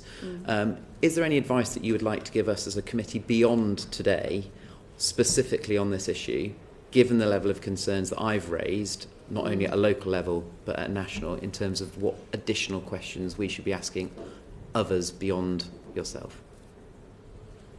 I'm happy to assist in any way that is helpful to the committee. So if you have any further questions, of course, I would be more than happy to try to address them. Thank you. Paul Kohler and then Sean Davis. There might clearly be a case for another national inquiry if their systemic issues hadn't been addressed by your report, but your contention is presumably you have addressed those systemic issues, or you are seeking to address those systemic issues with your recommendations. Is that correct? Yes, and there are a lot of recommendations across the piece on child sexual abuse that are also relevant to CSE. Of course they are. You know, the recommendations are not exclusively for children who have been abused in schools or the church or wherever. They are equally, in terms of the behaviours, they're equally applicable to CSE. And you talk about some police forces not prioritising this type of crime. Would the presence of another national inquiry be likely to encourage them, or would it give them another excuse for not prioritising it? Well, I don't know. David Cameron announced made it a policing priority in 2015. But whether anybody's actually confirmed that it's actually happening, I don't know. Maybe a question to ask. Something for this committee as well. Sean Davis. One of the key differences between a national statutory inquiry and a non-statutory national or non-statutory local inquiry that's been spoken about quite a lot is the inability for a local non-statutory inquiry to compel people to come and give evidence. Certainly in my experience in the inquiry, we ended up commissioning in Telford because the government didn't want to commission a specific inquiry, was that people didn't come forward that the inquiry wanted to talk to, and that those are detailed in the report. Did you have the ability for you to have that ability to compel in the national inquiry? Was that a useful tool to you as a national chair? And have you got any views, yourself, Professor, or yourself, Mr. O'Brien, in terms of the ability for local areas to have that type of ability to compel? it's difficult to know because we don't know what it would have been like without it. Nevertheless, there were a small number of occasions when it was essential. Some people just think if they don't reply to contact that you'll just go away. Now that never happened in the public inquiry which I chaired, and nor in any public inquiry, because we were fairly ruthless in pursuing individuals, and if they said they were sick or something, they had to give us a medical certificate, and by the way, we'll be seeing you in another, when you're better, sort of thing. If that was true, we used tracing agencies to track people down to make sure that just a wrong address or whatever was not good enough, or whether it was deliberate or accidental. So there are quite a lot of ways in which you don't have to resort to sending the police round, but you could if you needed to. There were only a couple of occasions where we really had to push it with a threat that we could prosecute if they didn't cooperate. But mostly you have to do all the other things first, of course, and it was certainly helpful in some cases, but I can't say that accounted for an awful lot. In the beginning, we, of course, told everybody does this in the public inquiry, you say, do not destroy any materials, but it doesn't matter what kind of inquiry it is, they could still do it, because you wouldn't know what you didn't know, as it were, and sometimes there were witnesses to that which we were aware of, and we'd bring them in, deliberate destruction of records.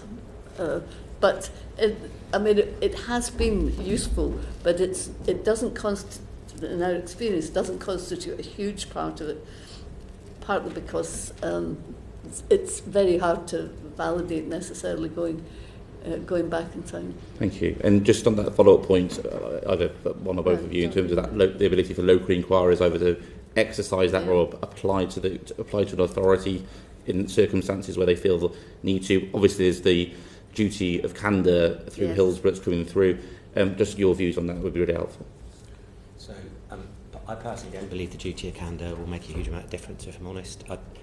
I see a duty of candour that already exists, particularly in places like the NHS, and it appears to me that it's not hugely effective, so I remain unconvinced that a duty of candour will do that. We're into the sphere of personal opinions now, but having spent this long in a national inquiry, Alexis is quite right. It's a tiny percentage of people that you need to go to compulsion with. So I think that's a really important thing to remember. Most people do come forward and do give you the full evidence, and you can tell. You get 80 files, and one of them refers to file 85. So you know quite quickly the people that you're going to need to compel. Having said that, I do think, being a real geek, that there should be a look at the Inquiries Act to see if the ability to call what we currently describe as a national statutory inquiry, but let's take the word national out. A statutory inquiry should perhaps be devolved a bit further. Maybe regional mayors. I think going too local would mean that it might get misused, but I do think that given the change in regional mayors didn't exist when the Inquiries Act was written, I do think there's a case for looking at whether the ability to compel should now only sit solely with ministers, or whether there is a case.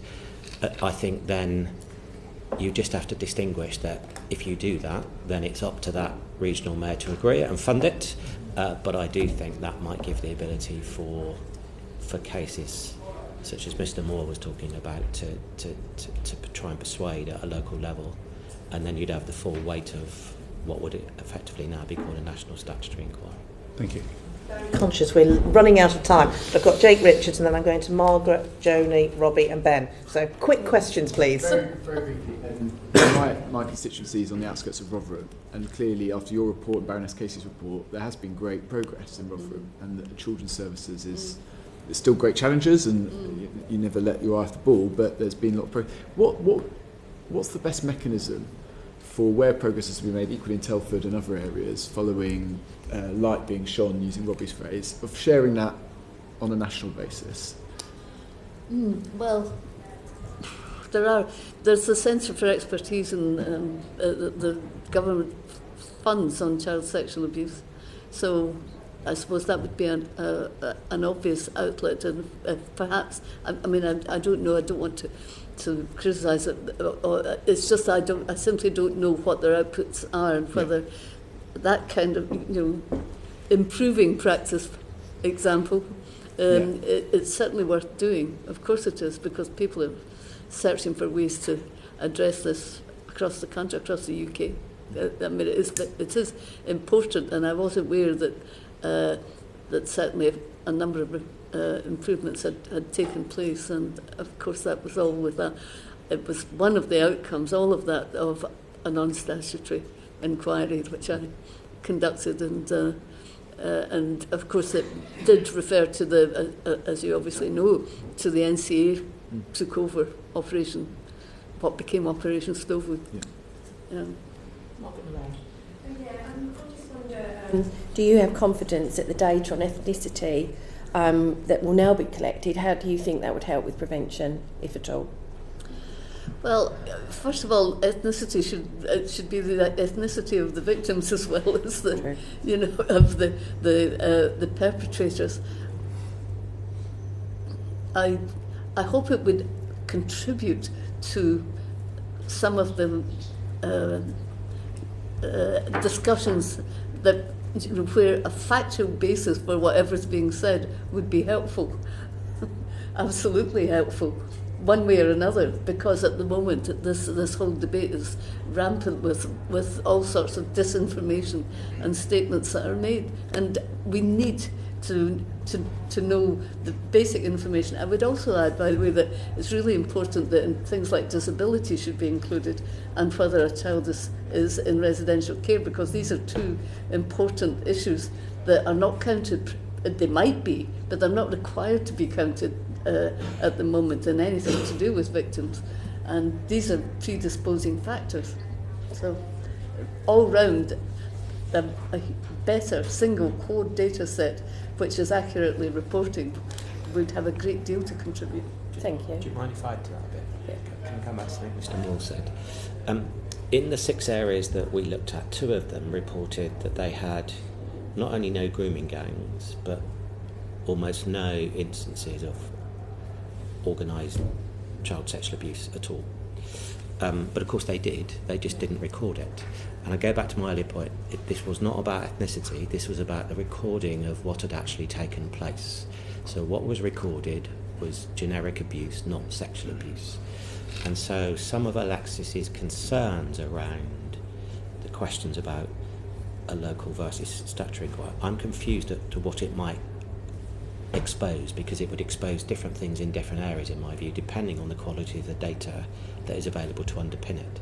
So I think if we do one thing now to start improving our understanding of wider abuse, but particularly the issue at question, is to start getting that data collection and the recording of accurate data in place.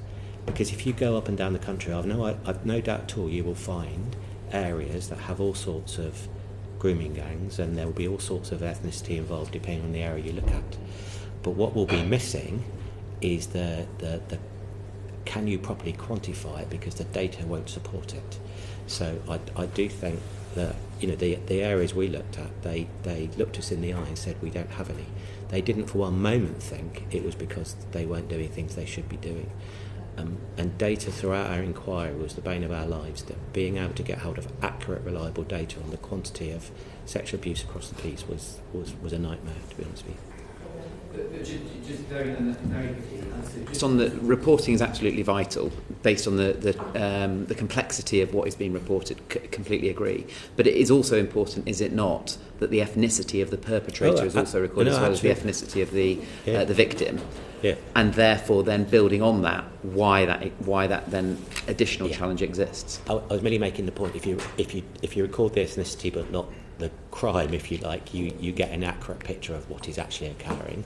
You might understand more about ethnicity, but you still won't have a complete picture of is it sexual abuse or is it general abuse. Does that make sense? Because very often sexual crimes, it's very rarely the other way around. Very often sexual crimes are recorded as general abuse. Having standard baseline data important, but would you agree that for it to be maximally effective, that you would want that standard database across the UK, including in Scotland and Northern Ireland? My understanding is that Police Scotland doesn't record ethnicity either in terms of perpetrators or victims, and it's equally a problem for Police Scotland. And would you agree that we need to collect that data, have a standard data set across our nations? Maybe. Well, it's gold standard stuff, and we're far away from it. It is difficult enough, and indeed I'm straying into another area here, but nevertheless, when we talk about child criminal exploitation, it's a huge issue because it crosses boundaries all the time. Exactly. And indeed, even if we talked about modern slavery, which has emerged much more in the last few years, not just in child criminal exploitation, but also in sexual exploitation, there's a lot of transferability and crossing of boundaries. I mean, that would be ideal, but I'm not sure how long it would take to get agreement on it. Well, that's a shame because it's so important, and it's not that much to ask, is it, that we have a standard data? There are political arguments, I'm sure, about it all, but sadly, to standardise the recording of children who've gone missing, so yes.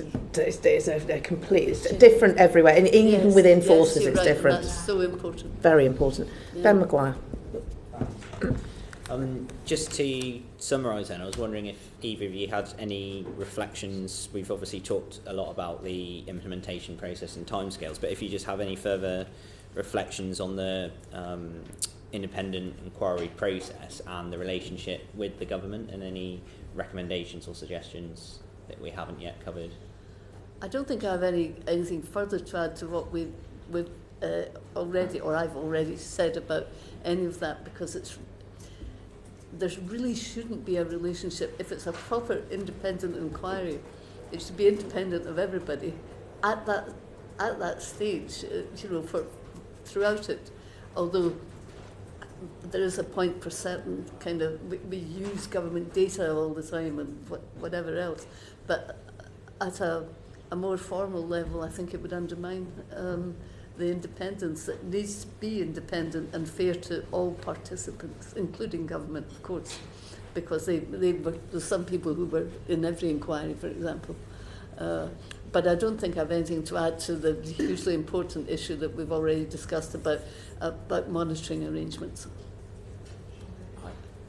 I think getting the terms of reference right at the beginning, I'm not suggesting as one, but I think sometimes the discussion on the terms of reference is perhaps not as deep as it should be, and getting that right at the beginning, which doesn't impinge on the independence of the inquiry. But I keep coming back to, we spent nearly £187 million, and here we are talking about 2.5 years when nothing's happened. And I genuinely feel that had even the data we've been talking about being in place, you'd have a slightly different conversation about the issue at the moment. So I just think, I'll go back to what I said, that the Inquiries Act was written in 2005. It hasn't really been updated since. I think it needs a long, hard look at to say, is it still relevant given the changes that have happened since? Sean. Just picking up that point, and you haven't mentioned it, but just to be very clear, there's definitely a distinction between the independence that you need as a chair and as an inquiry on the setting up and the investigating piece. But sure, there's a distinction then with once recommendations have been reported, and go back to the Telford local inquiry that we commissioned, as part of that process, the independent chair came back, I think it was a year on, to effectively inspect progress. Do you feel that could be something that's built into future inquiries, where the actual people who do the investigation are asked to go back at an appropriate time to measure progress? I think you mentioned, didn't you, that had happened elsewhere. I just wonder whether you could say a little bit more about that. Well, I think there's absolutely a case for those who have been involved to come back, because you have an understanding of what the intention was fully, but there's also scope for others to contribute to that kind of assessment, if you like, and here I would say victims and survivors ought to be involved in from the local area or wherever the subject or the locality is that you're talking about, or the school or whatever. But definitely there has to be a little more latitude where to bring in others, but people who are directly affected or who are working in that environment or whatever, definitely. Yes. Thank you. One final question from me. Do you have any indication around the redress scheme? Has that been agreed by the government and when that might be implemented? Nobody has. I seem to remember one meeting we were at with Ms. Braverman, and there was only one meeting where redress was raised, and nobody's discussed redress with us since then. I can only take it as read that the statement last week said all 20 have been accepted, so I can only take it as read that that is implicit. So we can make more inquiries on that. Can I thank you both for your time? We have gone slightly over our allocated time. I do apologise for that, but you can see there was so many questions that we had. And I also want to thank you for all the work that you did. It's a long process, and it was incredibly thorough and detailed. So thank you for your dedication to doing that. With that, I will close the proceedings of the official part of this meeting with order. Thank you.